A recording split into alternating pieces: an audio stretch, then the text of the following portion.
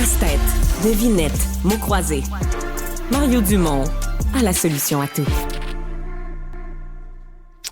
L'Ontario a augmenté la limite de vitesse. Pas partout sur ses autoroutes, sur vraiment des tronçons bien précis. On dit particulièrement larges, sécuritaires, où les conditions le permettent. Donc, augmenter la limite de vitesse à 110 km/h.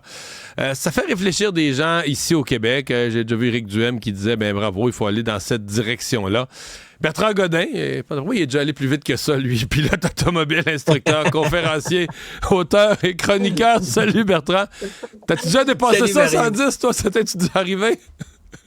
Bon, oui, mais j'ai fait du 340. 340? J'allais te poser la question, hein? Oui, c'est 340 km/h. Bon, c'est en course, bien entendu. Oui, là, sur donc, piste. Mais c'est vite quand même. Les murs viennent vite, là. C'est vite, mais tout dépend de où on regarde. On n'a pas l'impression de vitesse, de la façon dont on est assis dans la voiture, on regarde très loin.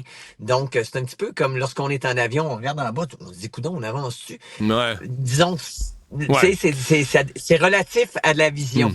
Ouais. 110 plutôt que 100. Parmi les gens qui plaident pour ça, il y a beaucoup la qualité des véhicules. Là. Autrefois, les transmissions, les suspensions, les conduites, là, si on remonte aux véhicules des années 70-80, c'était des cochonneries. Là, c'était des tracteurs de ferme comparés à la technologie d'aujourd'hui. Est-ce qu'on est rendu là? Est-ce qu'on peut le faire de façon sécuritaire sur certains tronçons dans ton esprit?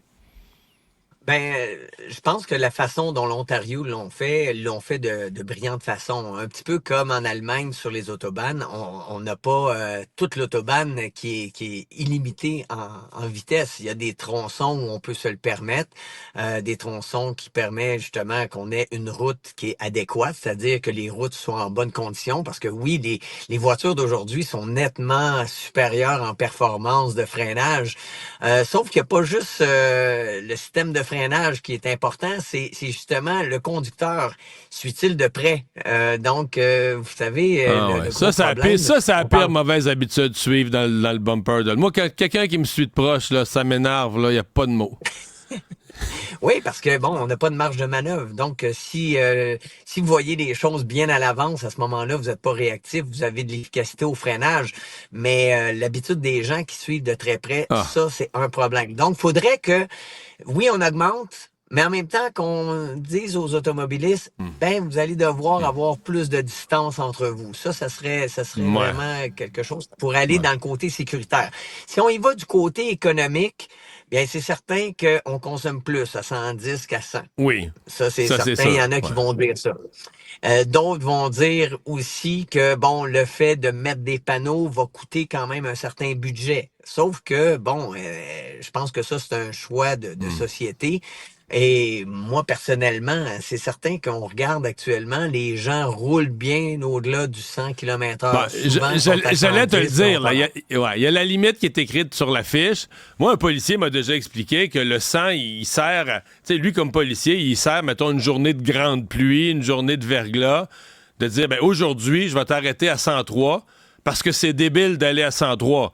Mais que par beau temps, la vraie limite est plus tolérée à 117, 118. Tu comprends? Le policier me disait, mais la limite de 100, elle donne aux policiers une espèce de côté discrétionnaire selon les conditions, pour juger de la tolérance acceptable. Puis ça, je trouve qu'il y a une certaine logique là-dedans. Là, si on monte à 110, est-ce que ça veut dire que la tolérance est à 128 ou bien on la laisse? Si on la laisse à 118, là, on vient de rien changer, dans le fond. Exactement, ça revient du pareil au même. On va juste avoir dépensé pour des panneaux et puis finalement, c'est pour ça, là, il y a quand même, la question est bonne, mais ça prendrait beaucoup de discipline à travers tout ça. Puis, faut rappeler aux gens que les limites de vitesse, oui, il faut les respecter, il faut respecter les règles, mais en même temps, c'est pas le chiffre comme tel qui rend la conduite sécuritaire, c'est justement votre capacité d'observation, de voir les choses bien à l'avance. On en parlait un petit peu en début de reportage. Souvent, et moi je le vois là, je vois des gens qui conduisent par rapport à un chiffre. alors qu'on doit conduire par rapport à l'environnement qu'on a.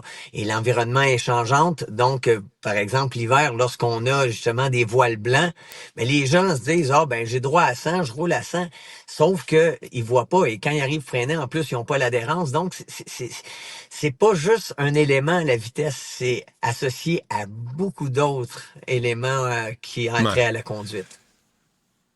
Bertrand, il y a un autre facteur. Je sais pas s'il s'applique à 110, tu vas peut-être me le dire. Il y a l'état de la route. Parce qu'évidemment, tu me parlais de l'autobahn là, en Allemagne. J'ai eu l'occasion de le faire une fois, là, de Berlin vers Prague. Là, je conduisais. Puis tu sais, mettons, il y a du monde qui... Mais j'en revenais pas comment ça allait bien, sincèrement, parce que la route, là, est comme, je dirais, comme la surface de la table ici. Là. La route est parfaite. Ça roule à peu près à 6 voies de large. Donc les gens plus lents restent dans leur bord. Il n'y a personne qui croisaille. Tout le monde trouve à peu près. Moi, je vais à 100, je me mets sur le bord. Je vais à 120, je vais un petit peu. À 140, je suis à peu près dans le milieu. Puis à 180, je prends la dernière voie. Puis on dirait que tout ce monde-là s'en va. Personne ne fait de conneries. En tout cas, moi, j'ai eu un sentiment de sécurité que j'aurais pas imaginé. Parce que tu te fais une idée. Écoute, une route sans limite de vitesse, on dirait que tu te vois là, que tu vas quasiment... Tu sais, que Michael Schumacher va passer à côté de toi. Tu te fais une idée que ça va être fou. Non, mais que ça va être fou raide, mais c'est pas ça du tout, là. J'ai trouvé que c'était un sentiment que tout était à l'ordre. La route, la surface est impeccable, puis tout le monde semble, tu sais... Fait que je me sentais très en sécurité. J'étais à 135, 140 avec la famille à bord, un bon véhicule, puis... Je me disais, mon Dieu, ça va bien, c'est terrible. Mais si ta route est toute pleine de trous, de craques, puis tout ça, là, la limite de vitesse, ça devient une autre affaire, non? Oui, tout à fait, parce que là, on se retrouve dans des situations d'instabilité. On prend par exemple les roulières qu'on a actuellement. Là, je regardais sur certaines routes, là, faut se décaler, faut pas mettre les roues dans les roulières, surtout quand il pleut, parce que là, c'est l'aquaplanage.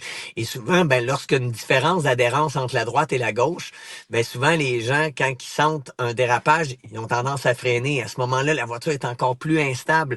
Donc, la route, à ce moment-là, c'est certain que si tu vas plus vite, les forces dynamiques sont plus fortes et à ce moment-là, le problème est juste plus grand.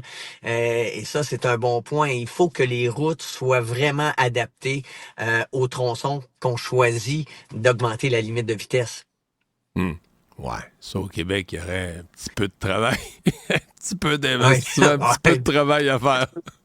Oui, mais c'est peut-être un bon moyen d'améliorer nos routes parce qu'on ouais. C'est bon. Bertrand Godin, merci beaucoup. C'est un plaisir de te parler. Merci, salut. Mario. Bye. Salut.